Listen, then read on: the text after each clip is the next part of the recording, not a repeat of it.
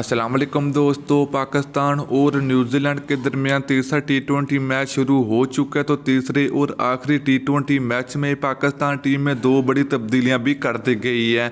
तो आइए आपको इस वीडियो में बताते हैं कि अगर आप लोग तीसरा टी20 मैच लाइव देखना चाहते हो अपने मोबाइल में, तो मेरे प्यारे भाई सिंपल तरीका आप लोगों को इस वीडियो में बताएंगे।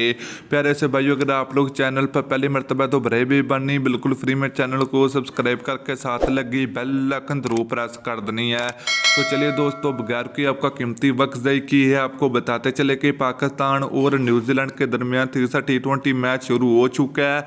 तो वीडियो के नीचे एक लिंक मिलेगा, सिंपल उस लिंक के ऊपर क्लिक करके लाइव मैच को एंजॉय कर सकते हो।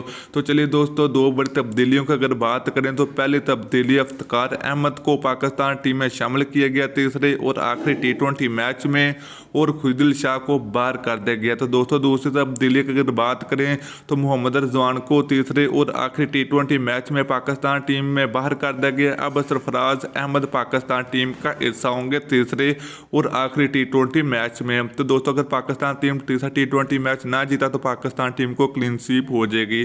तो वीडियो अच्छी लगे तो वीडियो को लाइक को शेयर जरूर कर दीजिए।